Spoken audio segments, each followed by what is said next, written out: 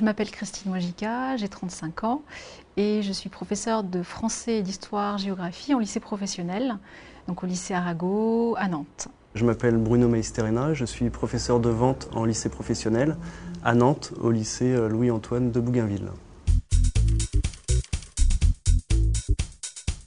Avant de devenir enseignant, j'ai travaillé pendant plus de 13 ans dans la vente.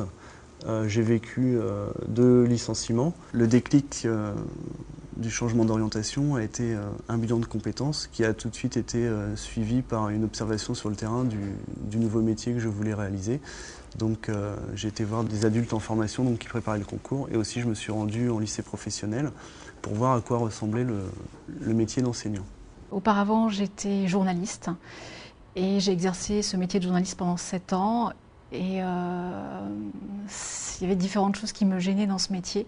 Parfois, dans l'exercice d'un métier, il arrive qu'on ait assez de répéter les mêmes choses, il arrive qu'on ait envie de changer, il arrive qu'on soit excédé et en fin de compte qu'on n'ait plus la même foi, la même envie de se lever pour aller travailler.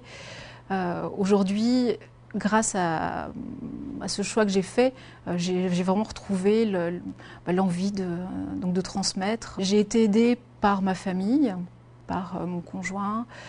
J'ai été aussi soutenue par des personnes de mon entourage qui ont déjà vécu cette situation. Et je crois que j'ai aussi été beaucoup aidée par des personnels de centres d'information et d'orientation.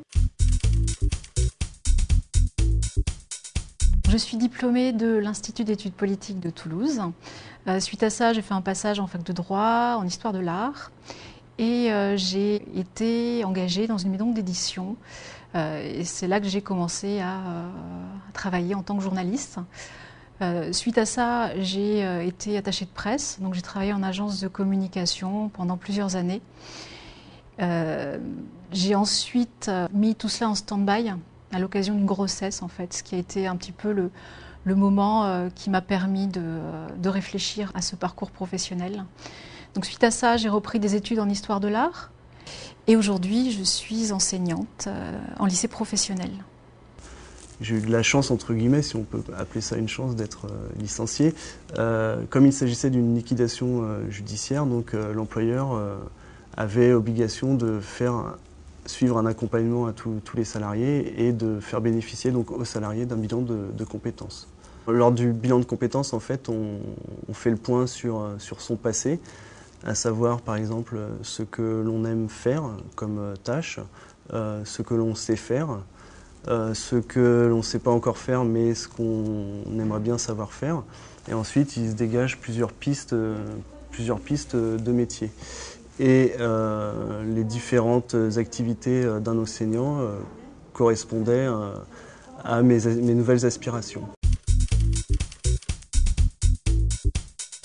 En ce qui concerne la reprise d'études, ça a été difficile et un choc. Tout d'abord au niveau de l'organisation familiale, puisque j'octroyais une demi-journée par semaine à ma famille et le reste du temps, soit j'étais à l'UFM en train de préparer les cours, soit en rentrant le soir, je bossais. En ce qui concerne le financement, donc, comme il s'agissait d'un licenciement économique, je bénéficiais des ACDIC.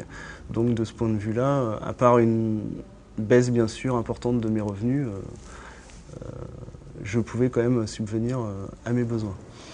En ce qui concerne le contenu de la formation, et les efforts à fournir pour apprendre, là aussi ça a été très dur parce que j'avais quitté donc les études en 1989 et j'avais plus l'habitude d'ingurgiter des connaissances à haute dose, si je puis dire.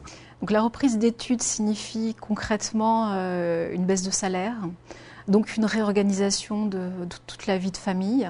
La reprise d'études signifie aussi de pouvoir se réserver des temps pour travailler, ce qui n'est pas évident lorsqu'on a des enfants en bas âge. Alors j'ai eu du mal les premières semaines. C'est vrai que de se remettre à apprendre des choses, d'écrire tout simplement, d'utiliser un stylo et d'écrire des pages et des pages, c'était physiquement douloureux. Mais très vite, j'ai ressenti peut-être un avantage sur les étudiants qui étaient à mes côtés, dans peut-être une approche du travail, peut-être une ouverture, une culture générale plus grande du fait de mon expérience. Donc en fin de compte, ça a été plutôt positif. Je garde un très bon souvenir de ces années de reprise d'études. L'année de préparation du concours, elle est essentiellement théorique et méthodologique, c'est-à-dire qu'on nous prépare aux épreuves du concours. Donc moi je suis enseignante en français et en histoire-géographie, donc j'ai eu des cours très théoriques sur les parties du programme demandées au concours et des entraînements aux épreuves orales du concours. Vous travaillez intensément à revoir les techniques de la dissertation, vous revoyez des mathématiques, de la gestion, les cours d'économie d'entreprise, économie générale, comptabilité. Donc là, c'est apprendre à travailler vite et bien. La deuxième année, c'est une année de stage, donc nous sommes en situation, en établissement. J'étais en stage donc, devant une classe pendant 6 heures par semaine. La deuxième partie de la formation, c'est une approche plus pédagogique, donc de réflexion autour du métier, des difficultés rencontrées lors de ces premières confrontations avec les élèves, et de la mise en commun beaucoup avec d'autres stagiaires qui ont des difficultés.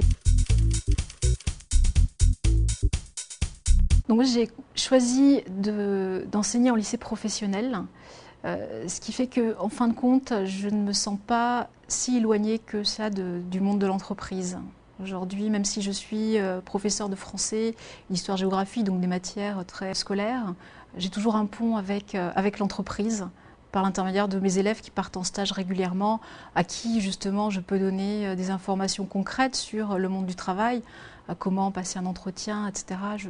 J'en ai moi-même passé beaucoup, donc je me sens plutôt utile.